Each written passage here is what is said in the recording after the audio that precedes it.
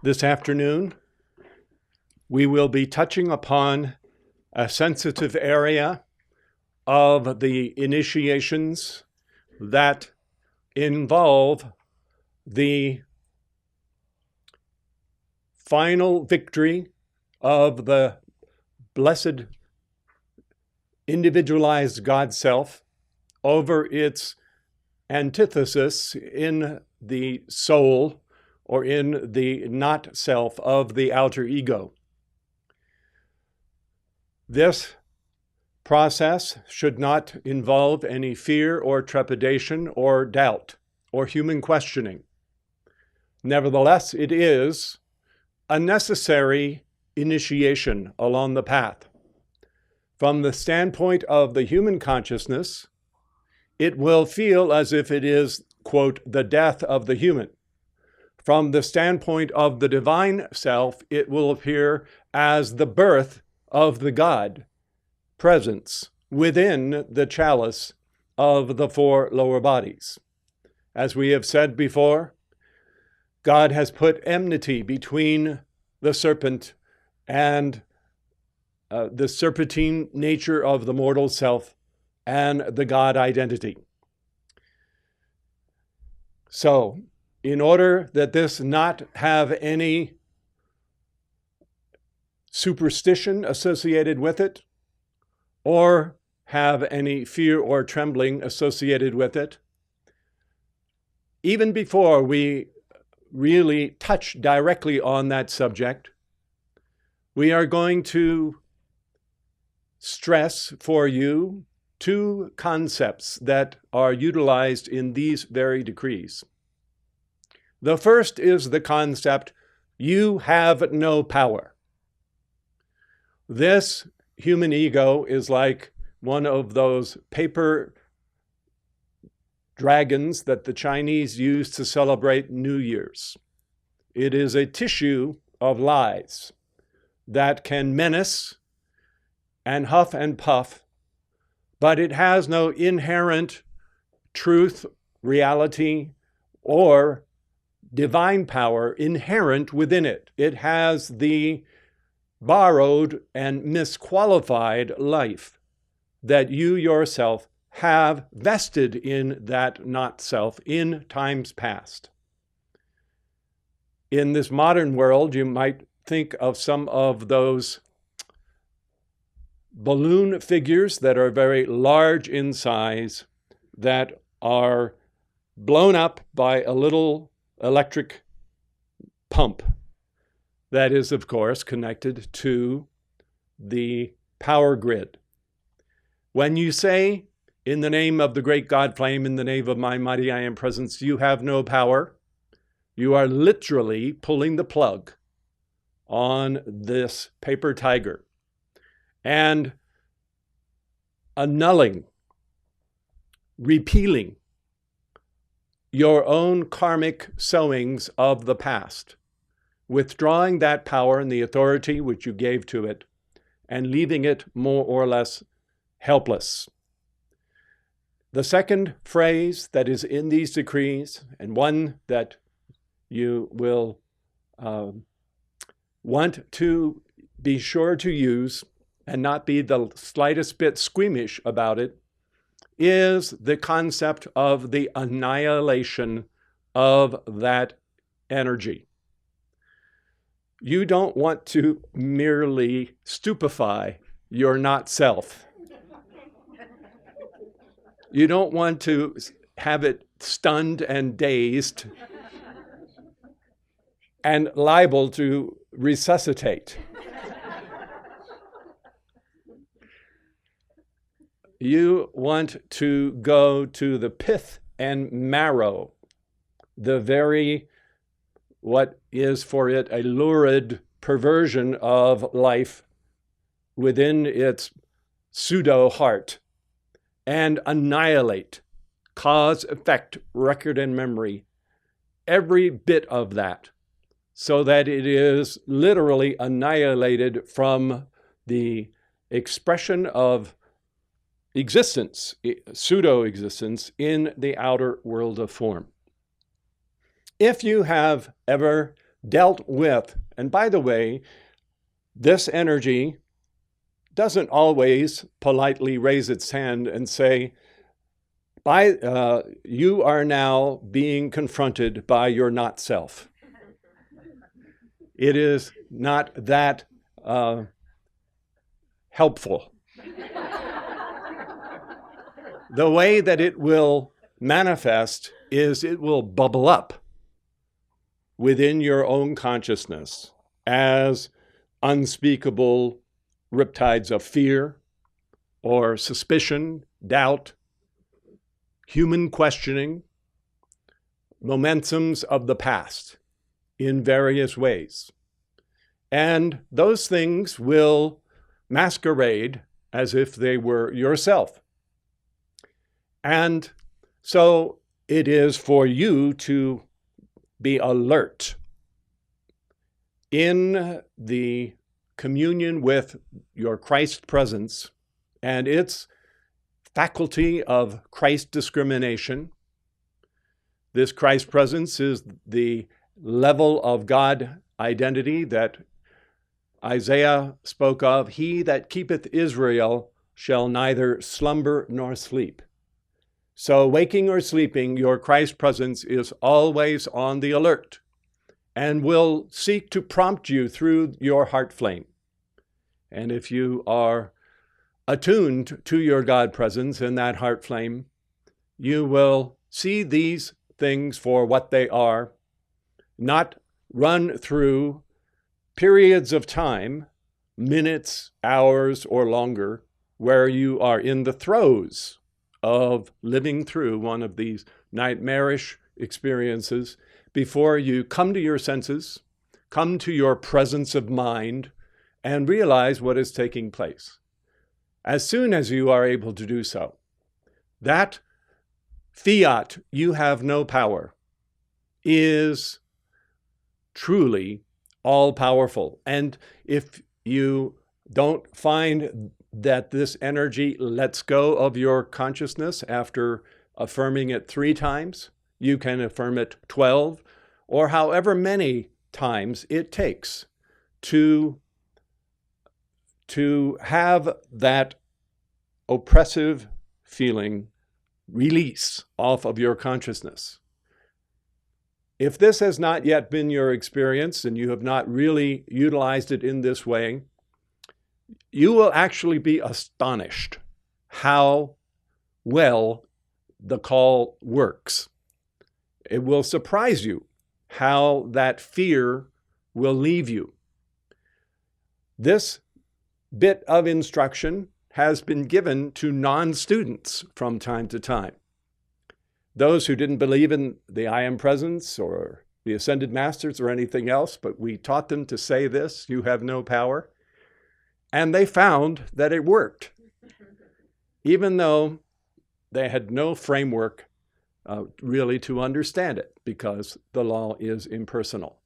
So these are the calls that we're going to make initially, and then we're going to give them again when we have waded through the Okefenokee swamp and dealt with all the reptilian things that slither and go bump in the night that are there within that layer of the not self. One final analogy in this regard. You might recall that this instruction was given in the story of an ancient quest of Jason and the Argonauts. His goal or his quest was to obtain the Golden Fleece. And the Golden Fleece was suspended on a low branch of a magnificent tree. It was his claim to the right to rule his true kingdom. That was his inheritance. There were many, many adventures that Jason and all of the Argonauts had. We don't have the time to rehearse, but one of them today, which is the final one, the obtaining of the Golden Fleece. Amongst those heroes of the Argonauts was beloved Orpheus, an embodiment of the Lord Mahachohan. At the foot of the tree, which was representative of the tree of life, was a dragon, which did not ever sleep. In fact, it never blinked. It was always on the prowl, guarding the Golden Fleece from anyone who would obtain it. And that really is symbolic of the not-self, the human ego, the separate soul consciousness. That in order to obtain the Christ presence, as you see it in the portrait of the presence, is golden in nature. It is that principle of the golden plume of the threefold flame that is midpoint there in the tree of life of the wonderful portrait of the I Am presence. When you obtain the fullness of that Christ presence, which was Jason's goal, you will have what you need in order to exercise the conscious cosmic Christ command to all of life. You will be operating at the level of the resurrection in the fullness of the Christ presence. So you too, like Jason, must go through that dragon. In this particular story, the power of Orpheus, with his ability to play his lyre, his harp-like stringed instrument, and sing these lullabies, which Francis Bacon explained were tantamount to the decrees of his time. In this case, as the story goes, I'm not sure if Orpheus, in fact, dispatched the dragon once and for all, or merely put it into a sleeping state, so long enough for Jason to claim the Golden Fleece and put it around his shoulders. In any case, as you will see as we progress through the afternoon, the Mahachohan is central to these life-changing initiations that each one must pass through on their own as a doorway into the resurrection and the ascension. And interestingly enough, if you'll notice, this section of the decrees is entitled Calls for the Release of the Holy Spirit. So let us give these calls together and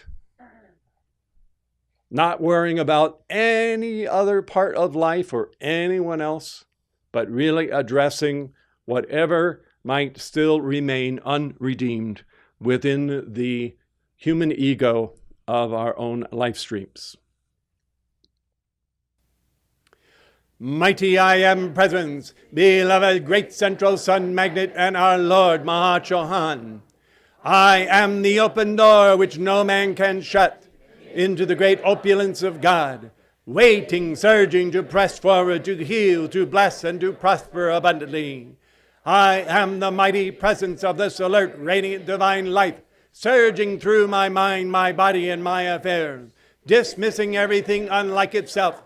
I take my stand in this alert, radiant, universal light and joy for all time.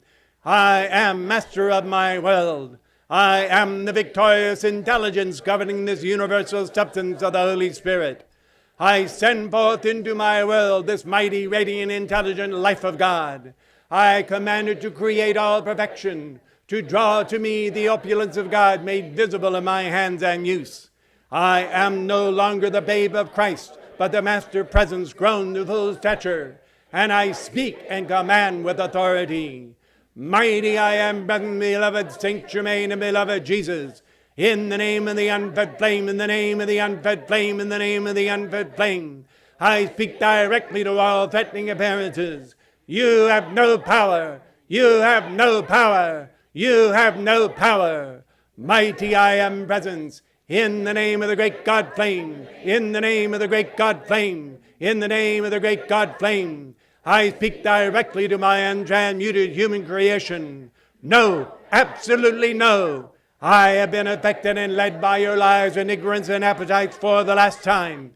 You have no power. You have no power. You have no power. I have entered into my divine inheritance and presence. Henceforth my attention remains there, fixed upon the perfection of my electronic body, and all the outer screaming for attention I no longer hear. I have entered within the sacred electronic circle of my mighty Master God Self. Henceforth not but that presence ever finds any recognition or acceptance from me. Mighty I am presence, in the name of the great God Flame, in the name of the great God Flame, in the name of the great God Flame. I speak directly to my human creation. You have no power. You have no power. You have no power. No longer do I feed my life stream into you to give you any power whatsoever. Stop all agitation. Be quiet. Be calm. Now that point is settled. In the name of the great God Flame which I am, I hereby forbid the divine life, light, and love of my crystal cord from feeding into the garbing momentums of my past. Mighty I am presence and beloved Jesus. I am the law of forgiveness. I am the violet transmuting flame consuming all my mistakes. Take command of me and my will. Great host of ascended masters and great angelic hosts of light. Through thy Christ presence around me now, hold such God dominion and God control of my feelings, that I joyfully give obedience to your slightest requirement. You see that I do give that obedience. Mighty I am present. Take eternal supreme command over every pure and precious electron passing through my crystal cord. Hold all that energy and substance in my being and will, so charged with ascended master purity and harmony, that you maintain ascended master perfection within and around me forever. Mighty I am presence. Charge my mind and body with your mighty directing intelligence. Charge me with your invincible protection. Pour forth your picture of divine love and harmony so powerfully through this body, that everything touching this thy radiance become like thee. Prepare the way before me. Harmonize all our conduct. See that I do not send forth any feeling of inharmony this day. Take such command of my mind, body, and feeling world, that only your power and intelligence act every moment. My attention, my vision, and my emotional body. Seize control of my attention, my vision, and my emotional body. Seize control of my attention, my vision, and my emotional body. Do not permit these great powers of creation within me to qualify thy life with anything less than thy absolute Christ perfection. In the name of the power, the activity, and the authority of the mighty triumph presence, standing ever close at hand in and as my blessed electronic body, I speak directly to all authentic appearances. You have no power. You have no power. You have no power. Stay out of my world. My world is the world of the mighty I am presence. My world is governed by and held obedient to that presence. No human thing shall ever touch it. Henceforth I stand free, forever free from all human qualities and experiences. Thank you, blessed ones. Won't you please be seated?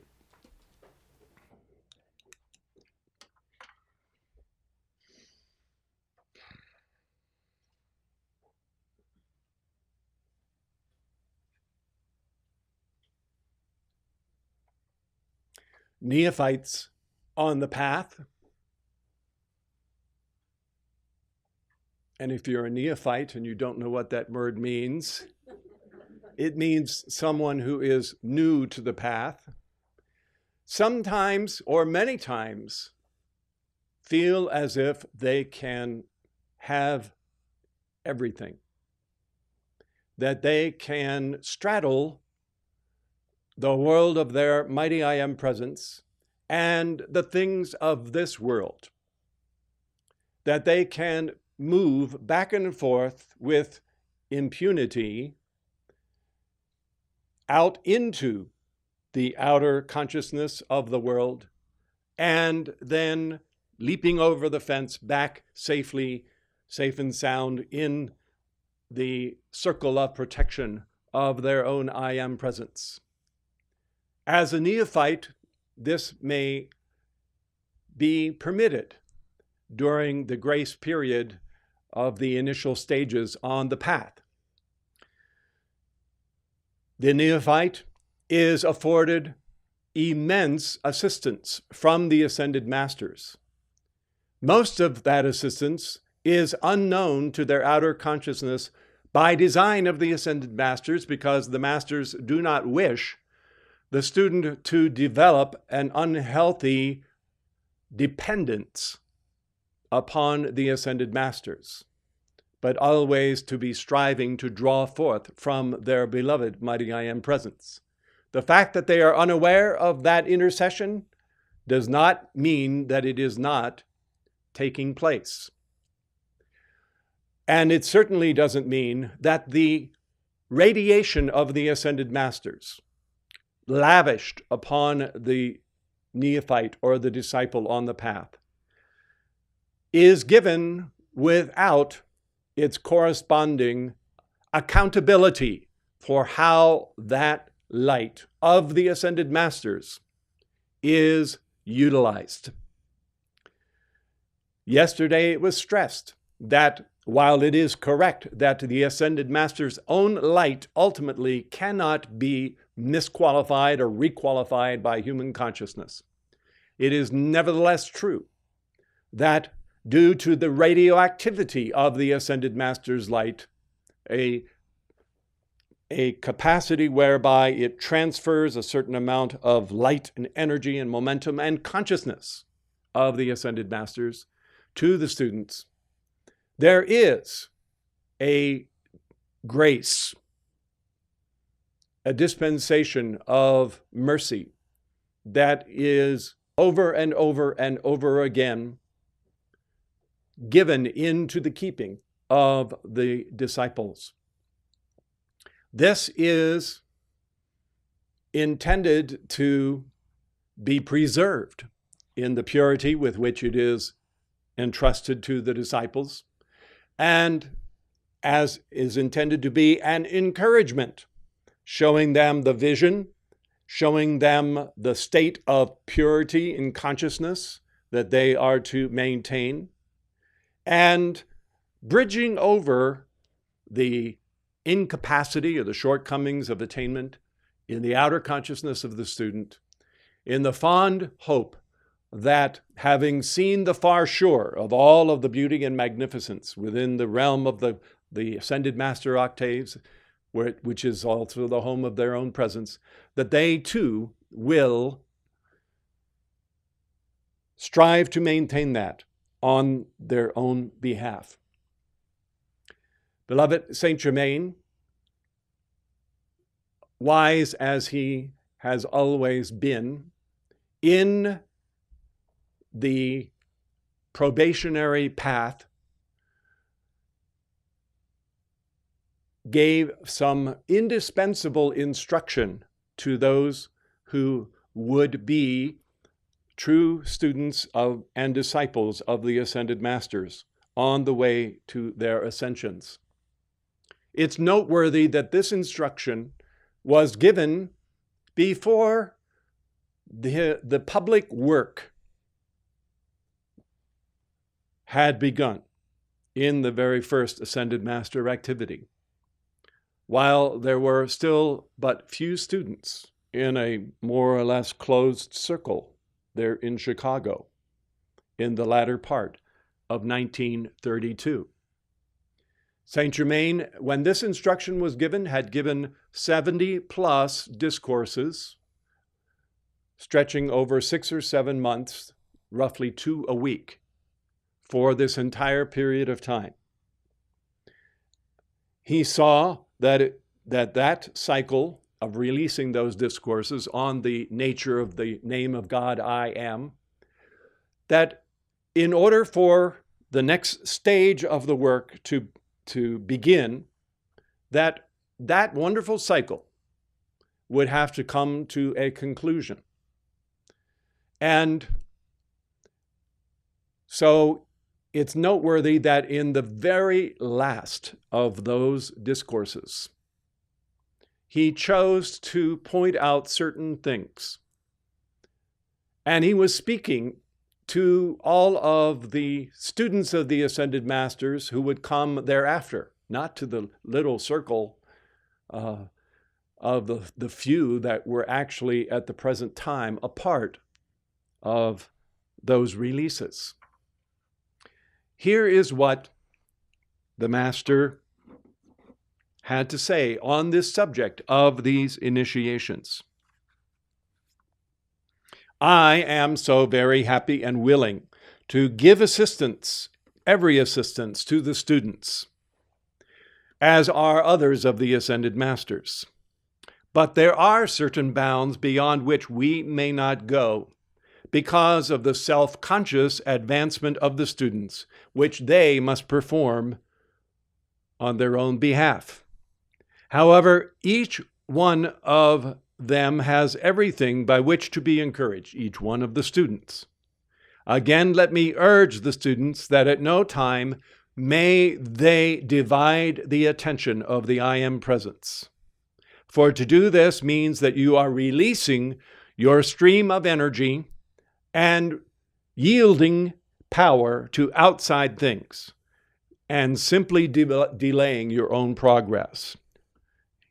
St. Germain had earlier quoted Jesus when he gave the same teaching. A house divided against itself cannot stand. He wasn't talking about an Ascended Master activity divided against itself. He's talking about a student divided against themselves.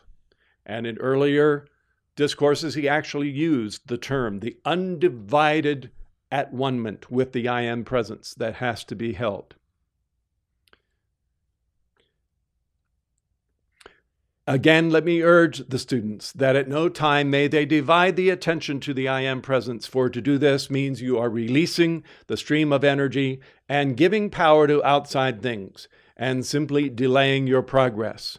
I speak from experience. It is not possible to divide the attention, for it must all be given to the mighty I Am Presence in order to go beyond a certain point of attainment. In this regard, I do not wish to bring a shock to any of the students, but I must speak the truth, that if the beloved students who have already been brought within this radiation, if they are not able to maintain their attention entirely upon the mighty I Am Presence, that failure will close the door to our Ascended Master assistance to those students for a long time. This need not be done if the student will follow the directions, making sincere efforts every time their attention wanders off, bring it back with firm determination and say, I do give all power to the I Am Presence, which I am, and refuse with determination the acceptance of anything less ever again.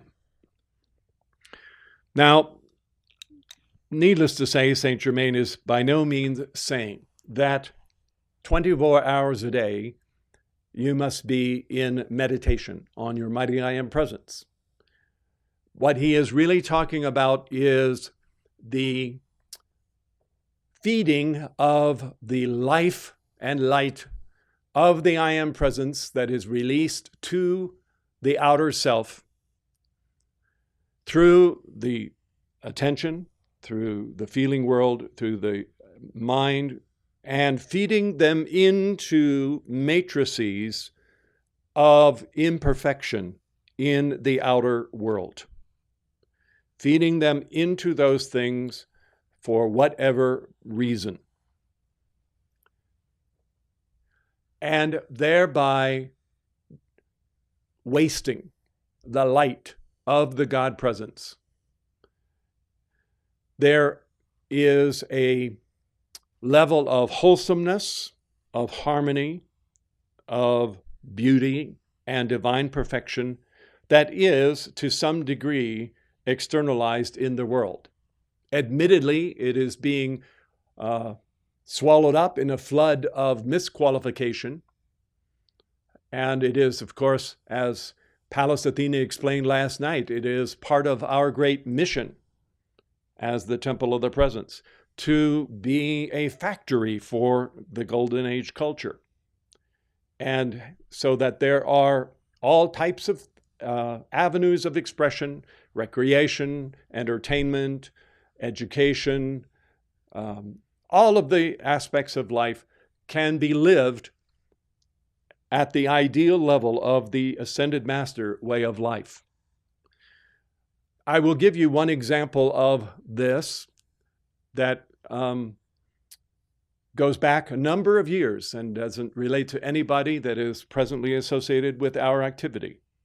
But there were those who didn't learn this lesson, who would be in the service for the most magnificent and sublime releases of the Ascended Masters. They would sit for hours and give their decrees. But then, puzzlingly enough, they did not realize that to then position themselves in the kind of entertainment venues that were for hours on end focusing the most violent and ugly expressions on the movie screen, where the feelings of fear and hatred and anger and destructivity of the worst kind were being portrayed, that in any way was in conflict with their service at the altar. That is an example of what Saint Germain is speaking about here. There is no such thing as just pretend in the universe. There is no such thing as something that is said ostensibly as a sarcastic, humorous remark that can be justified on the basis that it was just said in jest. So as you are going to guard, as you are going to pursue this path, you will have to bid sayonara to many things that the world feels are in the realm of pure fantasy and pretend, that have no consequences. They have tremendous consequences. You need look no further than the billions of dollars that are spent annually on advertising. Advertisers, companies that advertise, spend that money because they know with a degree of mathematical analysis that they do afterwards, if they spend X number of dollars, they will get Y number of customers and Z amount of profits out of that advertising. If it was proven to not work at all, those billions of dollars would never be spent each and every year, all the time. So the sophistries of Hollywood notwithstanding, that claim that violence in video games, violence on the movie theaters, the horrific rhythms of modern music, that these have no influence on the pliable nature of the consciousness, that is absolutely untrue. It is part of the harvest of a Christianity and of almost all world religions who have completely severed God from the human race, to where human beings have no creative ability or faculty within themselves. And so since people are only the creatures of a God who created them, that exist for his pleasure and need him to save them, Christianity would never allow for the power of the power of the spoken word, the power of visualization, the power of qualification of feeling. And that is part of the education which will have to go forward across the world if the world is not to destroy itself, immolating itself in the wholesale one-upsmanship of always having to make things worse in these areas. So there are numberless examples, but basically what Saint Germain is saying is that if you are going, once you start on the path, you either continue on the path or you fall back from the path. There is no stultification at a certain level. And if you are going to go forward on the path, it will be necessary to have the undivided attunement and oneness and surrender with your beloved mighty I Am presence. Attention to the presence is also surrender to the presence. It is giving yourself to your beloved mighty I Am presence. You don't give yourself to any worldly guru or teacher. You don't give yourself to any ascended master sponsor, for the ascended masters are your brothers and sisters. You give yourself to your divine self, your mighty I Am presence. In essence, acknowledging that all the life that you have comes from your presence. All the freedom of will that you have comes from your presence. Hilarion knew this. As St. Paul said, you are not your own. You are bought with a price. You belong to the God presence that moment by moment by moment by moment is giving you life, giving you the light with which to think and to act and so forth. So the idea that the ego is its own true point of origin is one of its many, many falsehoods that it tries to foist upon the outer consciousness. So there does need to be that surrender to the God presence. He goes on to say, and let's back up here for a second. He says,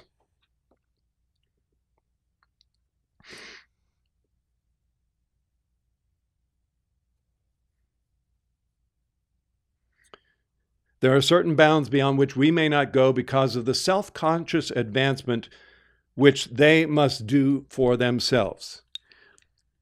You will do well to obtain copies of this conference when it is published and make notes, not only on all of the addresses of the Manus, but also meditating on your own mighty I Am presence in those many associations with the divine self that it is. One of those selves was that each presence is self-constituted and it is self-made, not only in the electronic body and the I Am presence, but it is also self-making itself through the heart flame in the four lower bodies. And so the presence must win its victory through the heart flame of itself, which you are and your waking consciousness is, as you know I am awake. So you are the only one who can win that victory and make that application for yourself.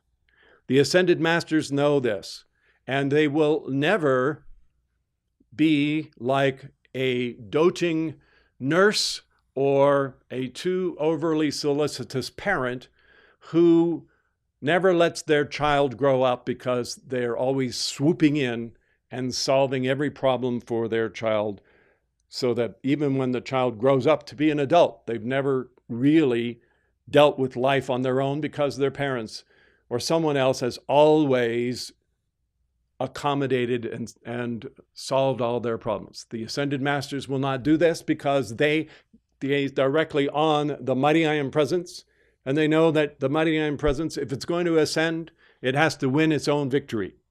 And your heart flame, your consciousness is that portion of your presence that must win that victory here.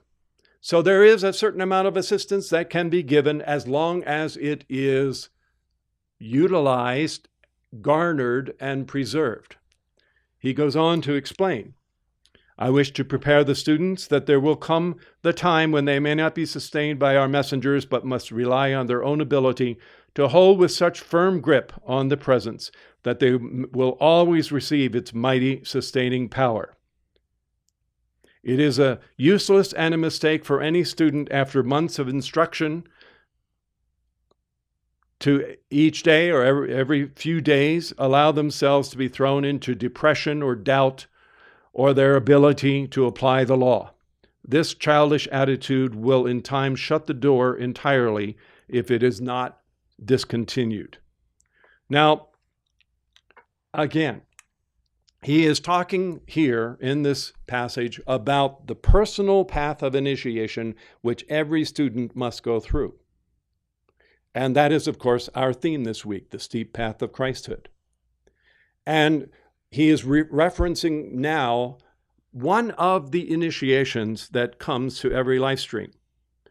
When he talks about the messengers not being able to be there, he's not talking about the messengers ascending and leaving the earth plane.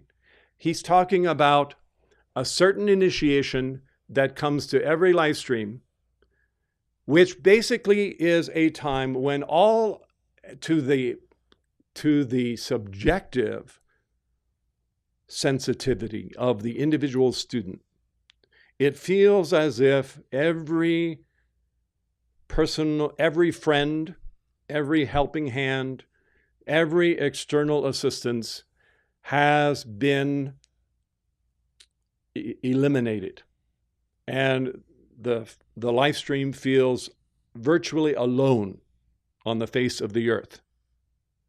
That is, in the East, they call that initiation Avicii, which means waveless. It is, and I might hasten to say, that while every external assistance seems as if it is taken away as a prop, what remains and what is not taken away is that which you have unfolded and expanded and externalized of your mighty I Am presence as your threefold flame. You are still basking in the radiance of your own heart flame to the extent that you have expanded that flame. And the whole purpose of the initiation is that that heart flame can win the victory. So it will feel as if you've been abandoned. It will feel as if you've been betrayed. It will feel as if you're all alone. But that won't by any means necessarily be the case. But it will be that time when God within you must win its victory. It's a time which, as we've said before in the past, it's like all the world's a stage and you are the only one on stage. And everybody else in the hierarchy is looking on. It's your moment of decision in which you must decide and you must stand and face and conquer. The heart flame within you must elect and take its dominion. Many years ago, Saint Germain gave a dictation which was autobiographical about when, at a certain point, he himself experienced that initiation. And he said that it was as if he stood on a pinnacle of nothingness. The world was not there.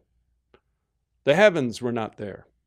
There was nothing out there. It's like that line from the book of the East. There was nothing present. And he said, he cried out, "O God, where art thou?" And he said, out from the flame within his own heart, his presence spoke and said, "Lo, I am within thee." And in that burst of light, as the voice of his presence spoke to him, his consciousness passed through the eye of the needle of time and space and entered the world of his electronic body in the victory of the ascension. In greater ways or lesser ways, to some degree, a certain element of that initiation is something that every life stream must pass through, because everyone's mighty I Am presence must be the victor, must take its dominion, because every mighty I Am presence is self-made, is self-constituted. Now, you may have 1,000 rehearsals for that moment, and that's fine. And they're all leading up to that initiation. Associated with this initiation in that regard, he said, and my camel passed through. That referencing passed through the eye of the needle. And the camel, of course, represents the excess baggage of the human ego, which is too big to fit through the nexus of the heart flame and go beyond the boundaries of that soul plane in which it exists. So that must be put down in order for the presence to win its victory. I wanted to cite for you in this regard another example orchestrated by beloved Saint Germain. He inspired a fictional writer, Marie Corelli, during the latter part of the 1800s and the early 1900s. And a number of the works were on these initiations of putting down the outer self, the outer ego, so that the divine identity could stand in the very same place where the human ego had stood before. One of these was entitled The Life Everlasting. It was written by Corelli in 1911. In it, Corelli is a heroine who has fallen in love with a handsome man who is presumably an initiate in his own right. His name is Rafe Santoris. And there is a Saint Germain-like character, Azelzion, who has a Transylvania-like castle, such as Saint Germain might have, where his castle was there. And the Corelli character must go to this temple and pass through certain initiations if she is going to actually be able to be of equal attainment with Rafe Santoris. Now, in this particular case, the episodes that I'm going to cite to you are recorded as things that were psychological initiations that she was put through. But for all of that, when she was enduring them, they were as real as they could ever be, just like certain of the things that you might experience at night seemed to be quite real as you were going through them. I want to point out in this regard the events early on in the work of beloved Saint Germain with beloved Godfrey. He told, and the masters reference a number of times, that he himself was dogged, beset by the depredations of his own not self, causing him to have fear and anxieties. And he stated that one day, in the middle of the sunlight on a sidewalk in downtown Los Angeles, and this was years before he ever met Saint Germain, this not self of himself was jabbing him with a pitchfork, making him feel uncomfortable. And he describes of how he literally spun around on his heel, and his presence spoke through him directly to that energy, and told it that it had no power, and he was no longer going to suffer it to torment him, and commanding it to go into the flame. And the masters have said that had he not done this, he would not have been able to progress, to do the work that he eventually was able to do. You might recall that after his initial visits with Saint Germain on the side of Mount Shasta, that he went for yet one more visit, and there was this voracious carnivorous panther crouching, ready to jump upon him.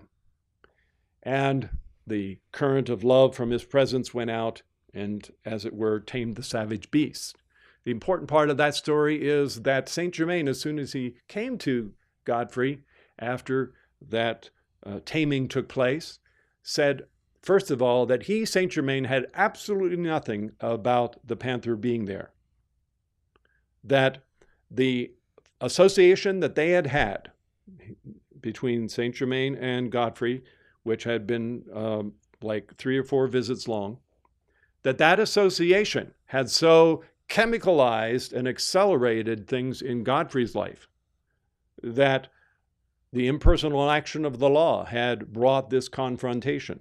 And really what it was doing was bringing up fear within Godfrey's world. And the love of his presence had been the perfect love that cast out that fear in that moment. Interestingly enough as well, Saint Germain pointed out that had he not conquered that fear, that the association between Saint Germain and Godfrey would have been suspended. It would not have gone forward until, presumably, another cycle had come around full circle and Godfrey had passed the test that he would have failed. But because he had passed that test of courage and strength, they were able to move forward. I cite that so that all of you might know that you don't have to go like the Corelli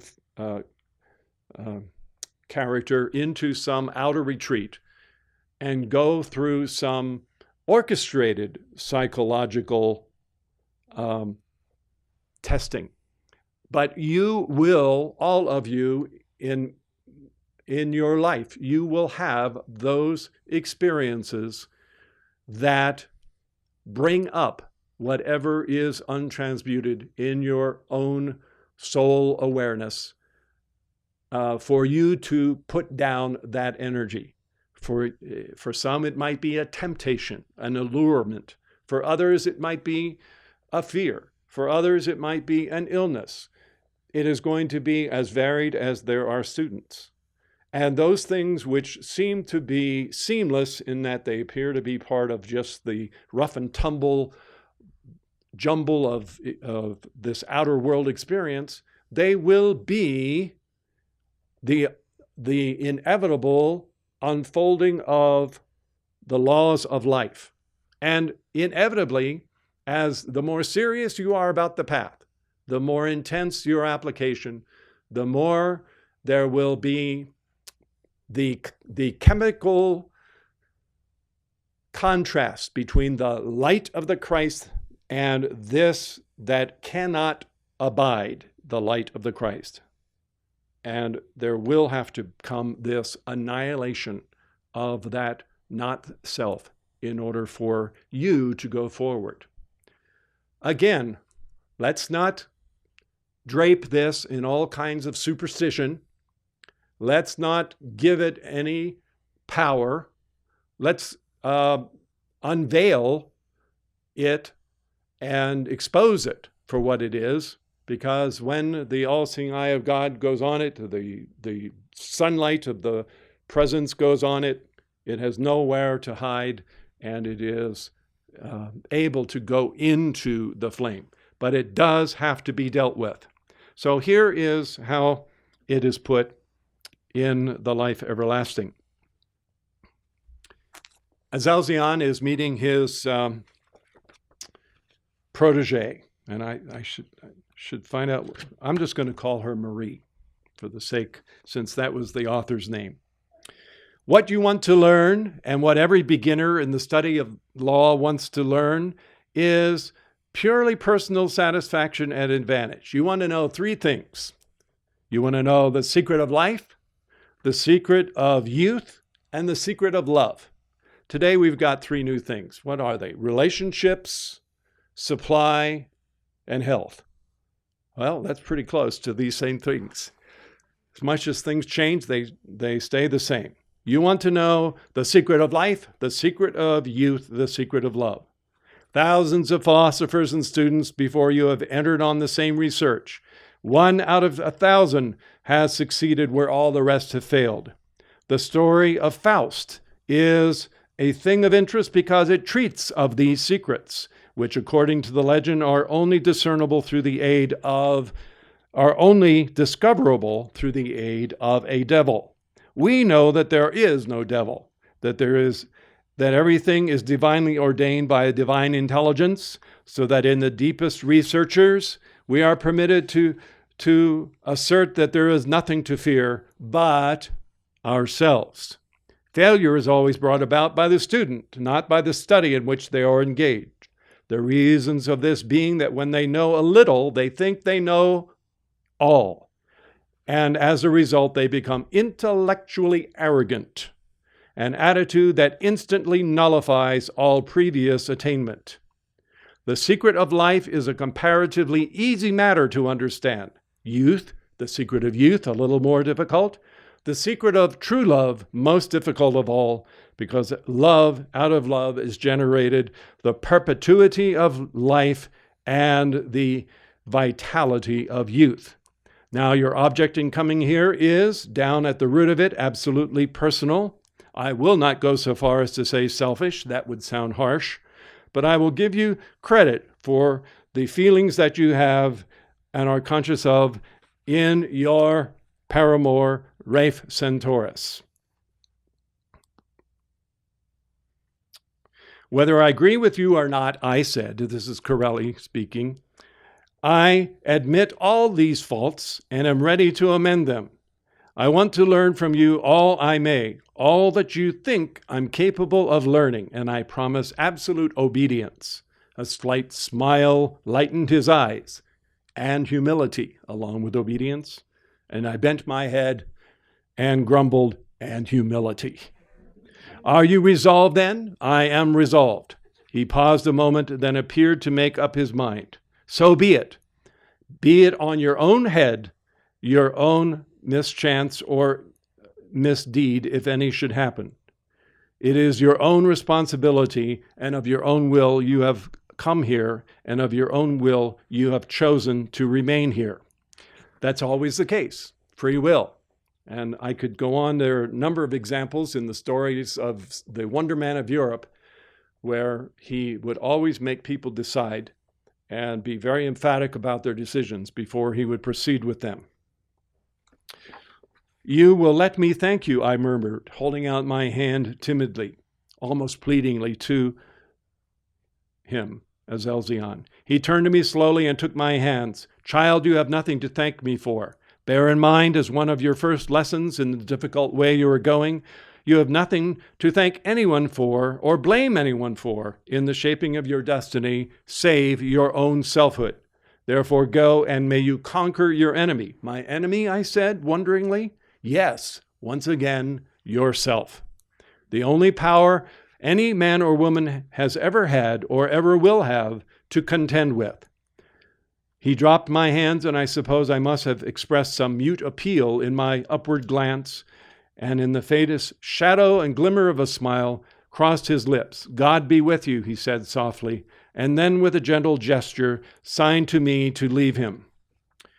Then there proceed a number of psychological initiations. I'm just going to cite one or one and a half of them for you really quickly.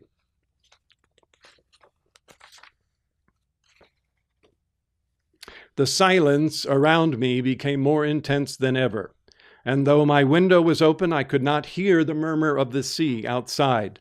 I listened, hardly drawing breath, for there was not a solitary sound. The extraordinary silence deepened, and with it came a sense of a chill.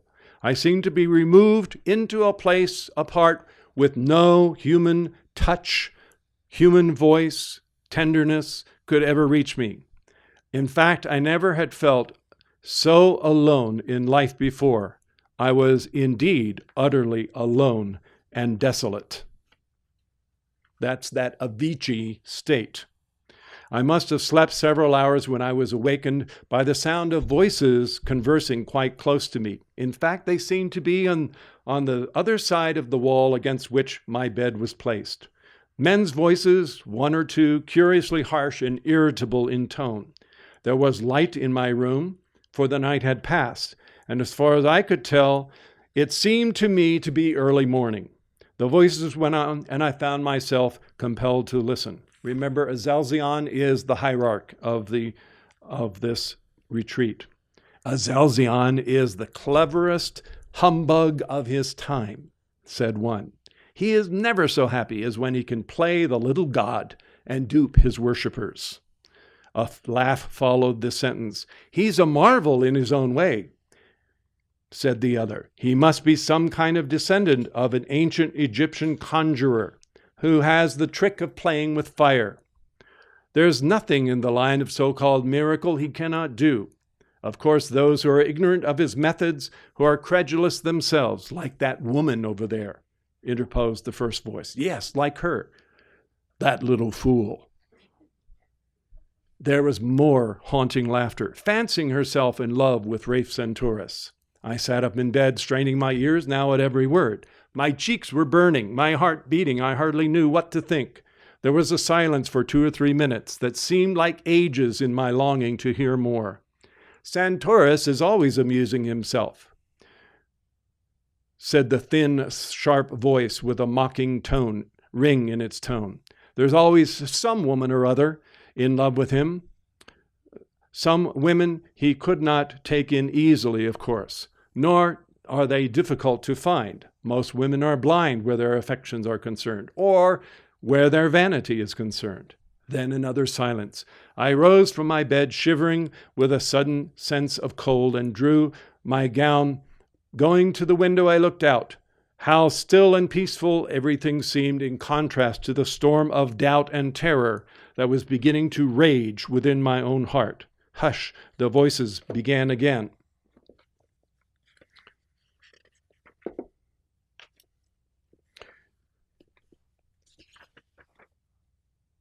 Well, it's all over now.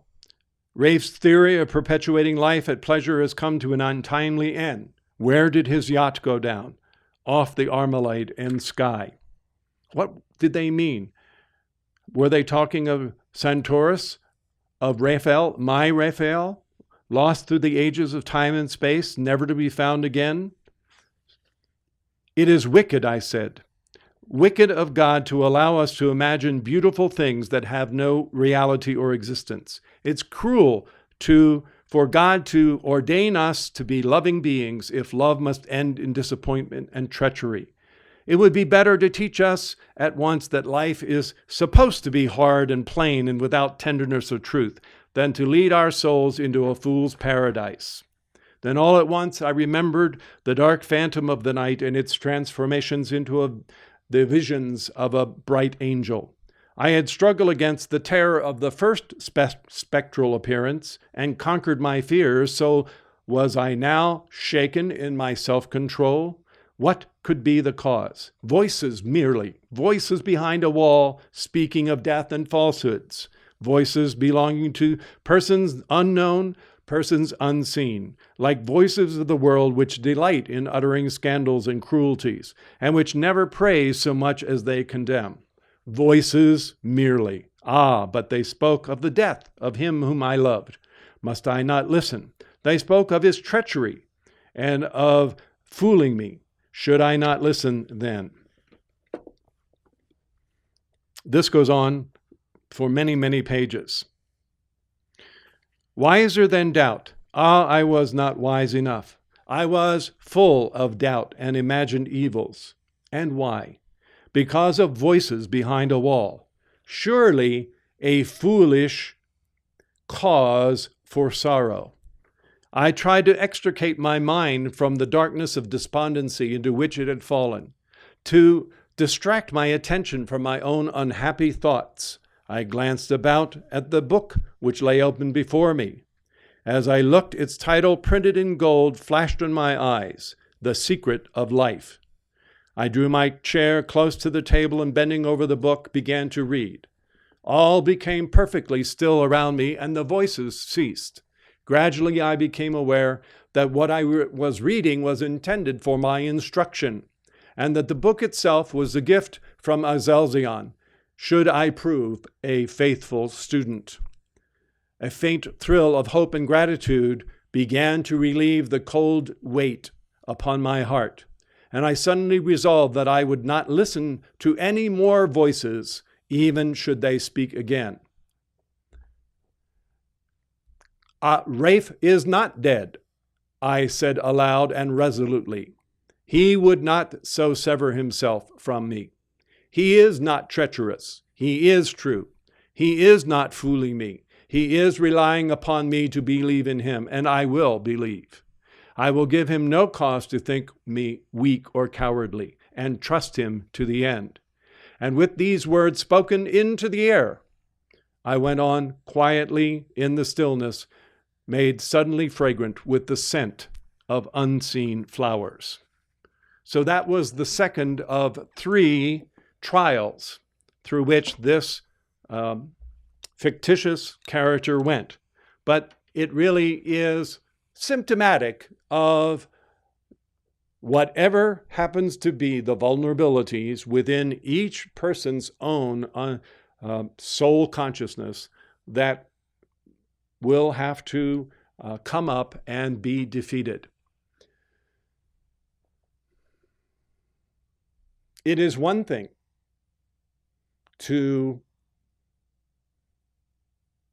study these things. It is another entirely to be in the grip of the actual initiations in their totality.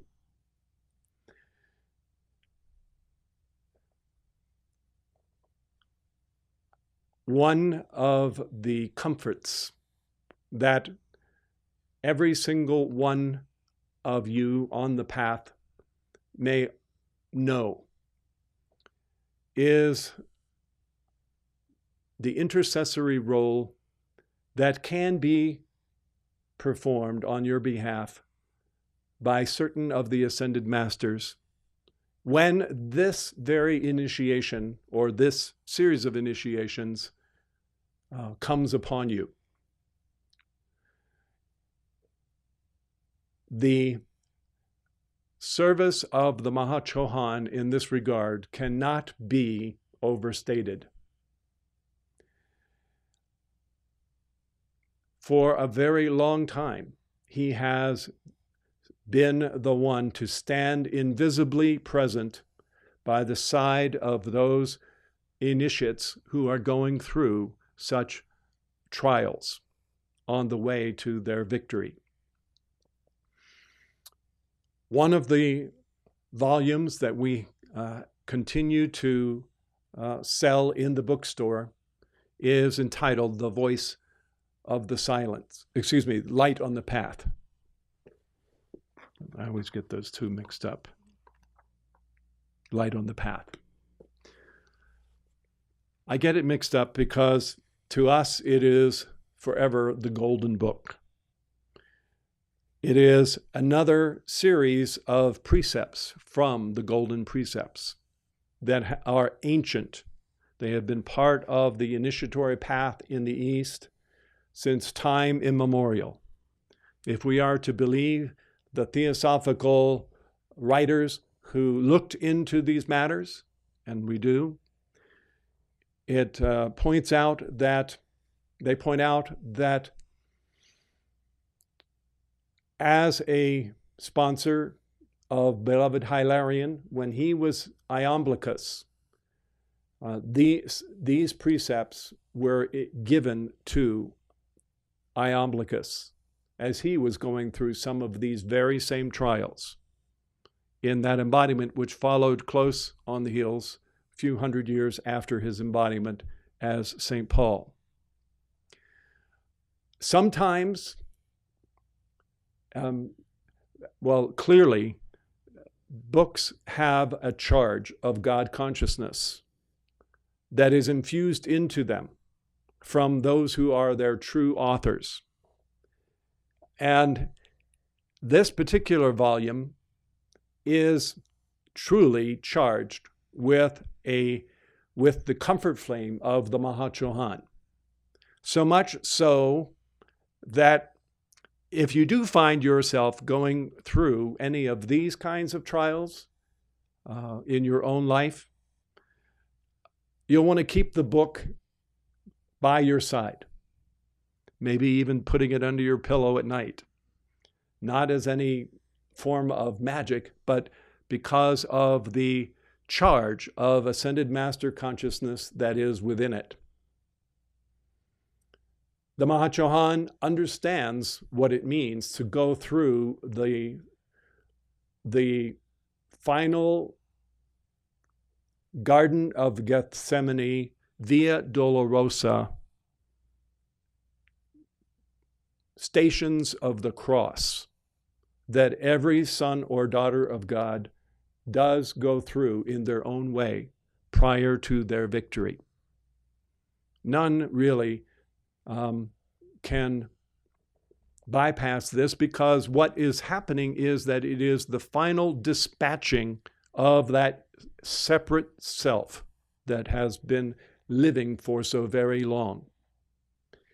And the beauty of this work, and of course it has its value with the instruction that is within it, and we'll touch upon that instruction in a few moments. But the real beauty of this work is that it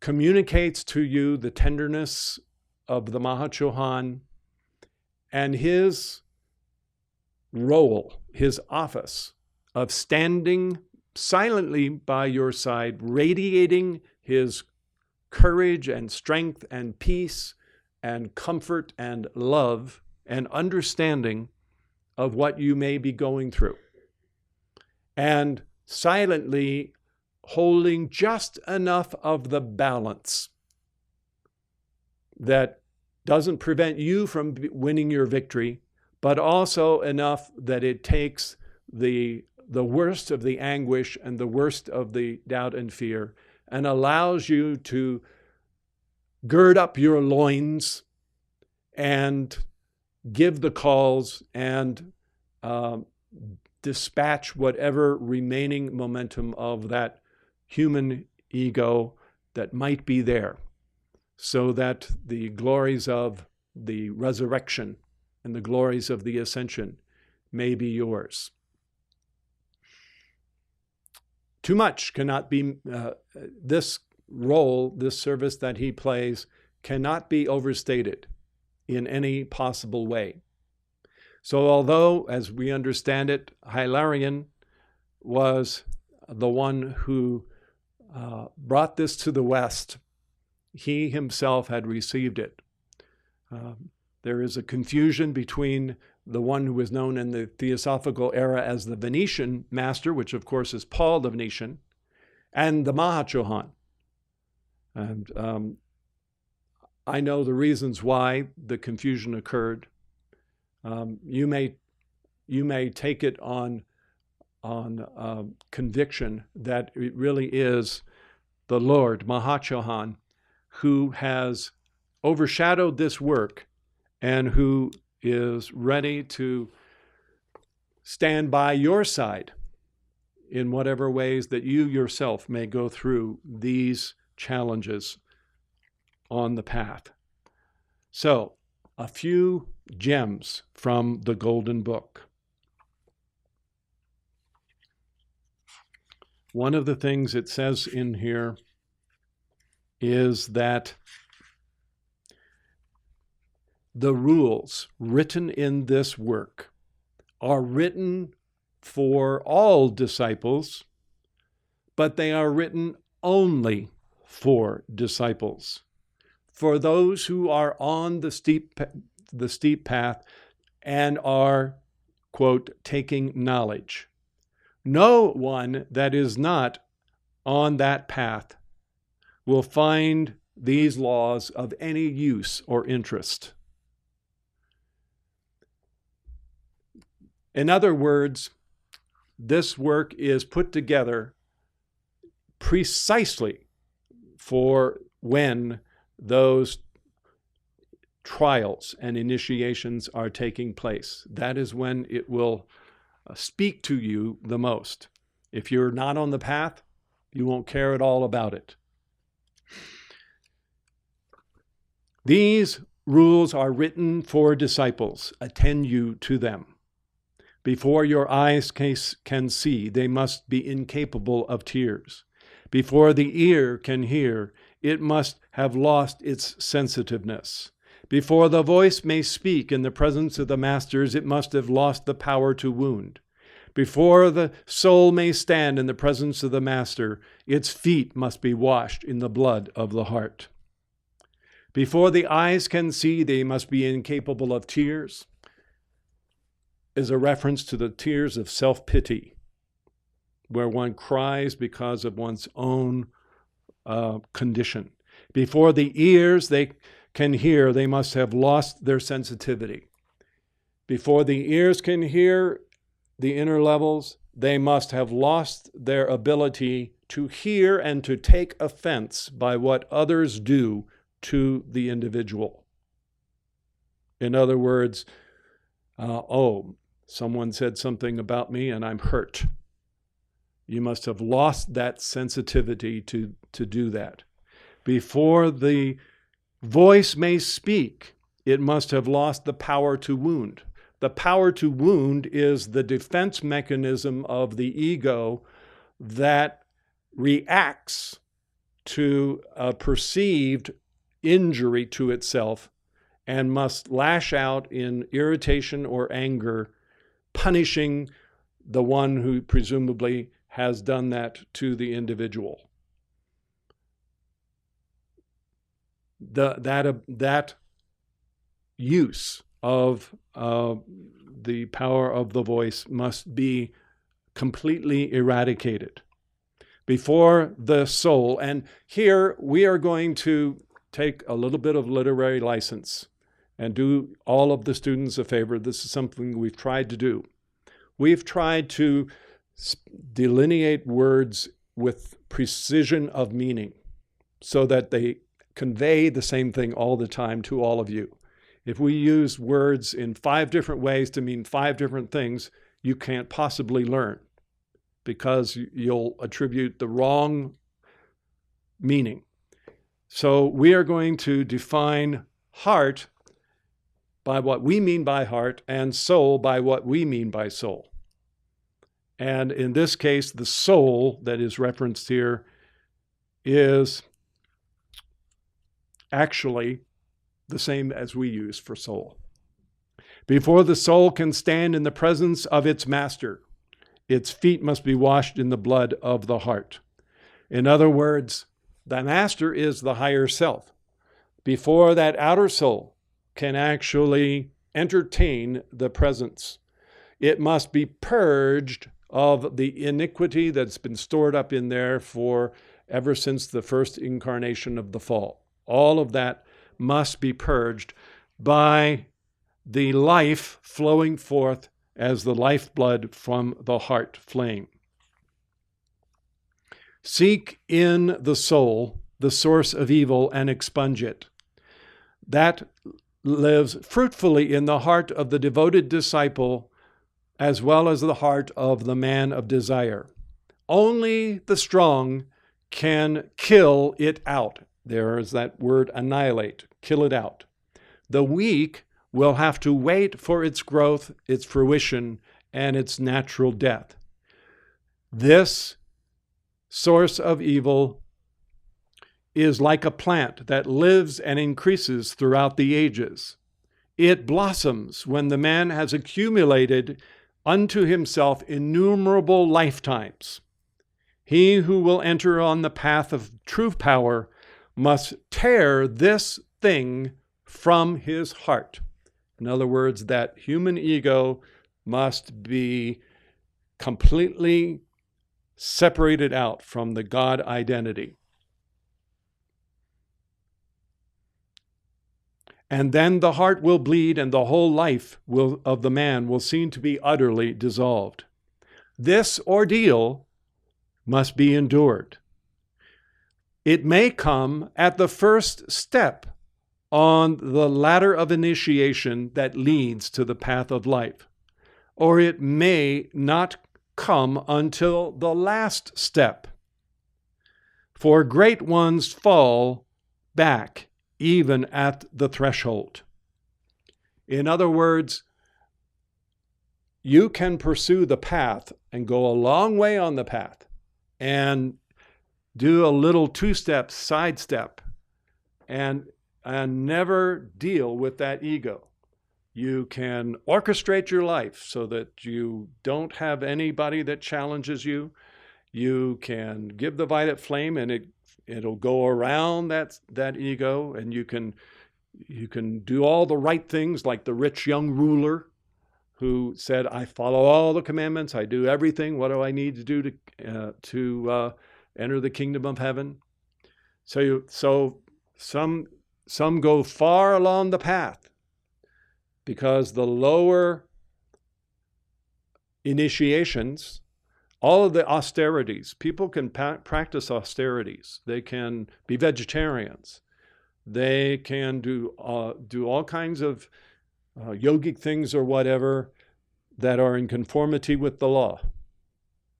The Brahmin caste in India is a case in point. They are very pure in the lower vehicles, but they have not confronted this real duality of the soul. The ordeal must be ordained or endured. It may come at the first step of the perilous ladder which leads to the path of life, or it may not come until the very last, and even great ones fall back even at the threshold. But, disciple, remember that this must be endured. Fasten the energies of your heart to the task. Therefore, live neither in the present nor in the future, but in the eternal. Now, you all know what that means, don't you? To live in the eternal, because you know what moments in the eternal are. You know that your true selfhood, your mighty I am presence, is this being that you are, that is living in eternity, in the heart of God, in the great central sun. So don't live in the present moment. Don't live for future good in this world. Don't be stuck at some point in the past. Live in your presence now in the eternal. You can do that because you really are that being that is your presence. This giant weed of the soul cannot flower there. This blight on existence is wiped out by the very atmosphere of eternal thought. Stand alone and isolated, because nothing that is embodied, nothing that is conscious of separation, nothing that is out of the eternal can aid you in this trial.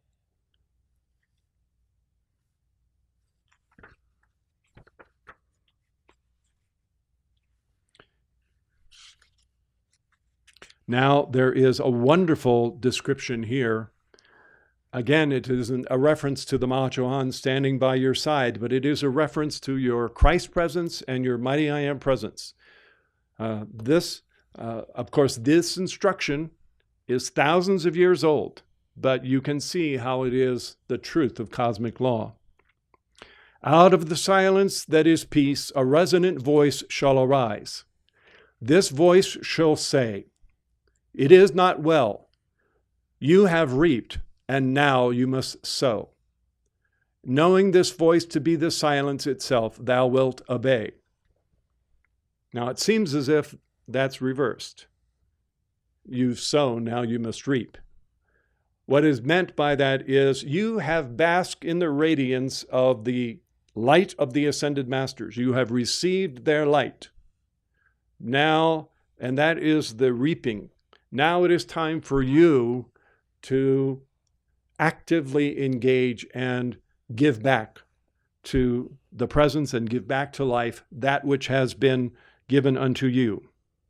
You who are the disciple, you are able to stand, able to hear, able to see, able to speak, who conquer desire and attain to self-knowledge, who have seen your heart in its bloom and recognized it, and heard the voice of the silence. Go to the hall of learning and read what is written there. Stand aside in the coming battle. Now here again, we have a word that has connotations for everyone that are different. The word battle. Battle in this case does not mean human struggle. It does not mean human toil. Battle does not mean that we give up on the principle that the light of God knows no opposition, and that when that light goes forward, it is always victorious. That is, and it doesn't mean that we are engaged in a 50-50 equal tug of war between reality and illusion. That's not what is meant by battle. But what is really referenced here is this initiation of the rising up of the mighty I Am presence through the heart flame within the vehicles of the bodies, and taking its dominion and annihilating in this battle, annihilating the not self, that record in the soul consciousness. That's what's meant here. Stand aside in the coming battle, and though you fight, be not yourself the warrior. Look for the warrior, and let him fight in thee. Take his orders for battle and obey them. Obey him not as though he were a general, but as though he were thy true self, and his spoken words the utterances of thy secret heart. For he is thyself, infinitely wiser and stronger than thy outer self. Look for him, lest in the fever and the hurry of the fight you pass him by, and then he will not know thee unless thou knowest him. If thy cry meet his listening ear, then shall he fight in thee and fill the dull void within. If this is so, thou canst pass through the fight cool and unwearied, standing aside and letting him battle for thee. Then it will be impossible for thee to strike one blow amiss. But if thou look not for him, if thou pass him by, then there is no safeguard for thee. Thy brain shall reel, thy heart grow uncertain, and in the dust of the battlefield thy sight and sense shall fail, and thou wilt not know thy friend from thine enemies. This is, again, the uncanny law of the law of octaves being described. The heart is from the presence. But if the heart allows the feelings to be such in turmoil, allows the mind to be agitated, allows the outer self, even with the best of intentions, to feel that it is the doer, if any of those things happen, the law of octaves is such that the presence cannot override the consciousness qualified in these outer realms. It is uncanny how impersonal and universal that principle is. So you've really got to take yourself in hand, take your feelings in hand, take your mind in hand, take the principles of cosmic law that you know to be truth and apply them, whether at the moment you feel that down to your socks or not. Take it and apply it. And have that sense that the mighty I Am presence in you is the doer, is this warrior clad in the panoply of the Christos who is going to perform the work on your behalf. Your job is to make the call. Your job is to be harmonious. Your job is to hold the consciousness, I am that mighty I Am presence in action, and I refuse everything else. To hold that. Your job is to walk by faith if you have to, if that's the only way to walk. But to hold that conviction inviolate, no matter what. That is what this passage is referencing. Thy brain will reel, thy heart grow uncertain, and in the dust of the battlefield thy sight and senses fail, and thou wilt not know thy friends from thine enemies. This warrior is thyself, yet thou art finite and liable to error, while he is eternal and sure. He is eternal truth. When once he has entered into thee and become thy warrior, he will never utterly desert thee ever again. And at the great day and at the day of great peace, he will become one with thee.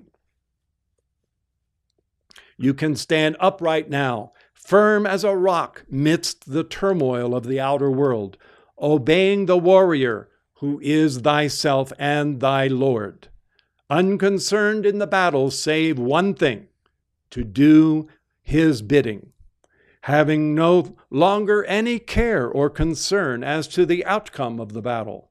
For one thing only is important, that the warrior shall win, and he is incapable of defeat.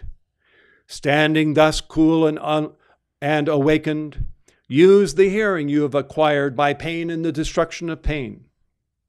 If you listen to that great song that comes to your ears, remember it faithfully, so that none of it which has reached you is lost.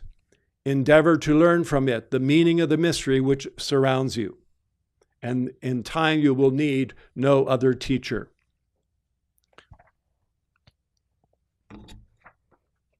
There is one last passage on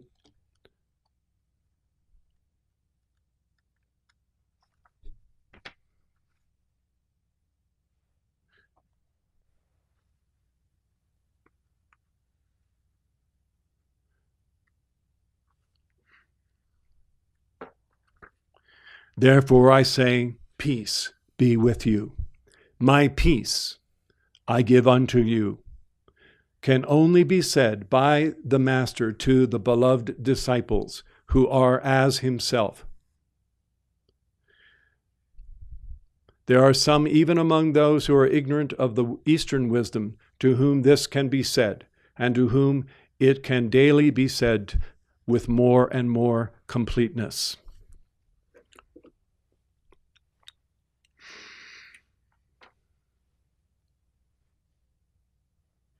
All of that instruction is extremely helpful. And it is a worthy exercise in connecting with the heart of the Mahachohan to, whenever possible, repair to the words that are there, that the sentiment can come through. When you are on the razor's edge of those trials and initiations, to have the embodiment of the Holy Spirit and the embodiment of the comfort flame silently present, standing there as a pillar within your world, tethered to you as you go through this, so that you can conquer on your own. There is no price that assistance that could be placed upon that assistance. We know that the Mahachohan is grateful to render that to the nth degree. And I would not wish to preempt how it is that he wishes to address you on this subject. Just know that beyond this eye of the needle trial, eternity widens out. And passing through that eye of the needle, you will re-emerge back into the heart of the great central sun. And you will be drawn into and one with and becoming actually that glorious being that wears the electronic body that you are even at this very moment. And you will bless your days and count as nothing the strenuousness of those final initiations that it made it possible for you to complete this work. There is no way to sidestep certain of these initiations. They do have to be endured by everyone. May we remember this as we interact with each other as members of the mystic rows of the ecclesia. Not jumping on each other when someone is down, but extending them in the name of the Mahachohan, that wonderful comfort flame that they might have at each one. I don't wish to change the charge of light in the room by going back to those calls for the decrees for the release of the Holy Spirit. They're there, you know what they are. Have no fear, have no trepidation, have no superstition about any of these things, because you have already sent your love beyond the veil, through that eye of the needle. You have so much of your selfhood, God willing, vested in your mighty name presence that you can swiftly pass through these trials should they come.